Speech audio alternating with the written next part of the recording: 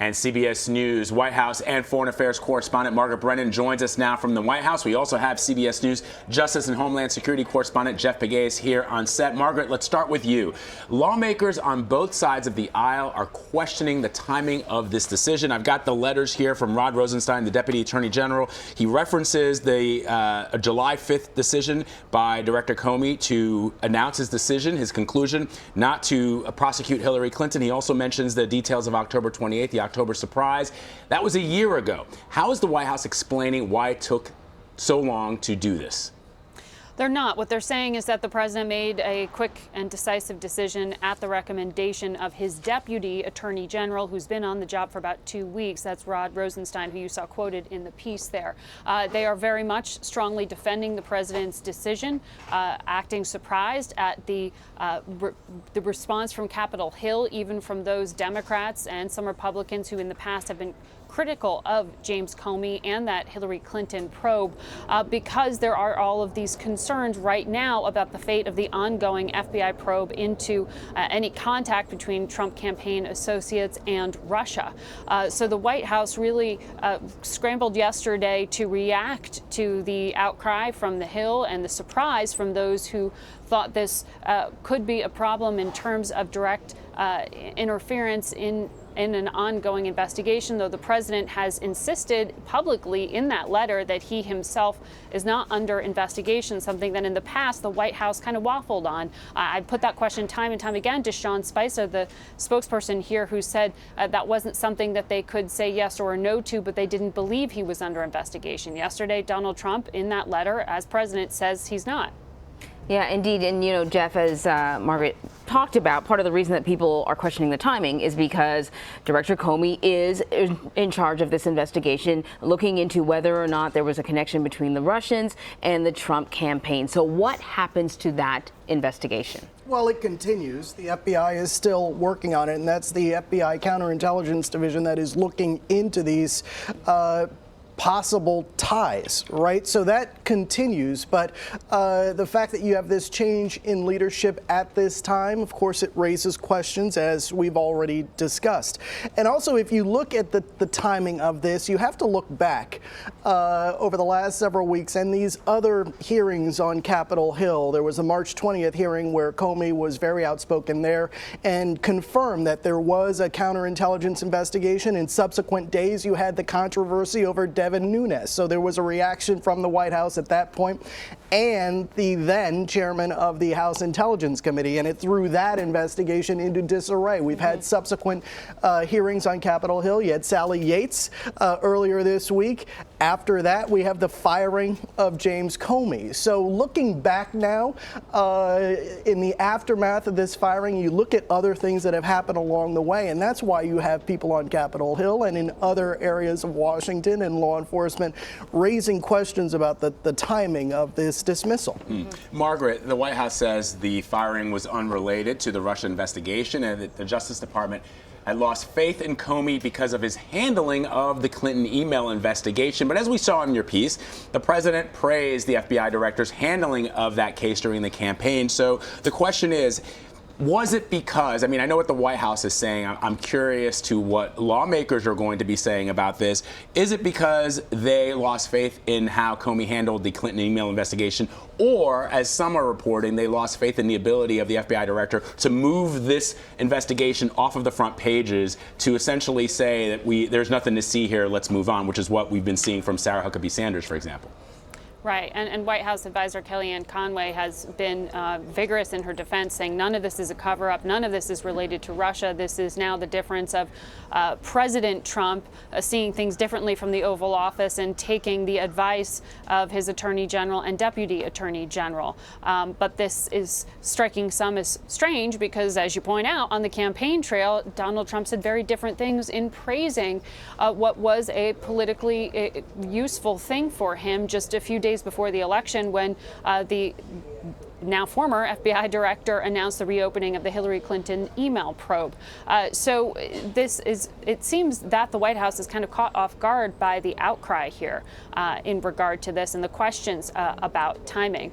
In terms of the reaction on Capitol Hill, it has varied. We have seen some Republican lawmakers, Jeff Flake, you also heard Senator Lindsey Graham, who does have an oversight role here in regard to justice, raising concerns about making sure that that probe Jeff talked about continues either with the temporary head, McCabe, who has stepped into that now empty, that vacant spot, or with the next director of the FBI. Remember, anyone who's appointed to this job doesn't just walk in. They will be vetted, and they will hear from skeptics on Capitol Hill with their votes as to whether or not they will support whoever President Trump picks to fill this job. Remember, this is supposed to be a job that's above politics.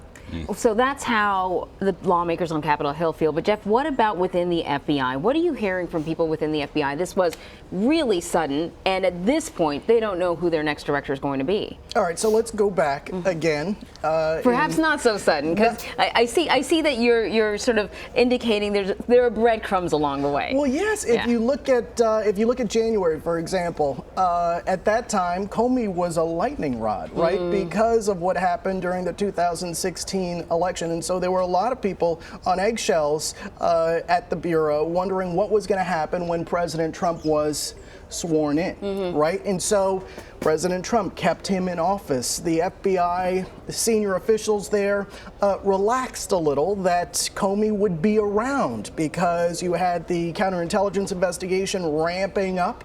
And who would think that midstream, the person who is leading this investigation would be fired? No one thought that we would be where we were yesterday, especially according to the sources that we were talking to within the FBI. They were looking long term, right? They felt they had weathered this storm about the Clinton email server investigation and Director Comey's statements and break from protocol. They thought they got through that, and so they were looking long term. And some of our law enforcement sources were telling us that the FBI was focused on this counterintelligence investigation and focused on doing it in such a way so that at the end, the American public would believe what they were saying. So they were working on rebuilding that credibility. So at the end of the investigation, the public would buy into what they found during the course of their investigation. And that's why, again, this goes to this timing and why it is so unusual. But within the FBI, we know now that Andrew McCabe, who is the deputy director,